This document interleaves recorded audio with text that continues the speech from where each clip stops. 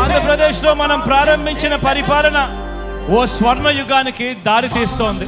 ప్రతి కుటుంబం కూడా పేదరికం సంఖ్యలను తెంచుకొని వాళ్ళ అడుగులు ముందుకు వేసే పరిస్థితి రావాలన్నది నా కల. అలా చెయ్యాలన్నది నా లక్ష్యం.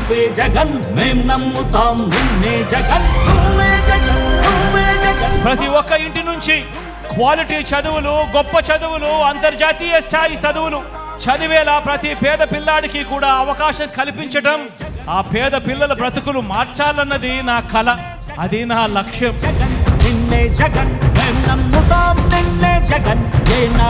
ప్రతి అక్క చెల్లెమ్మ తన కాళ్ళ మీద తాను నిలబడేట్టుగా ఆ అక్క చెల్లెమ్మ ముఖాన ఎప్పుడు చిరునవ్వులే ఉండాలన్నది నా కల. అది నా లక్ష్యం. ఏ ఒక్క రైతన్నా కూడా వ్యవసాయం వల్ల నష్టపోయాననే చెప్పే పరిస్థితి రాకూడదు. వ్యవసాయాన్ని పూర్తిగా మార్చాలన్నది నా కల. అలా చెయ్యాలన్నది నా లక్ష్యం.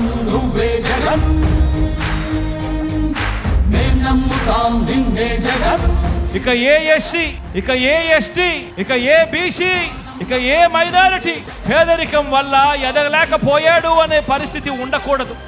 అలా చేయగలిగితేనే వారి ప్రపంచం మారుతుంది. అలా మార్చాలన్నది మీ బిడ్డ కళ, మీ బిడ్డ సంకల్పం.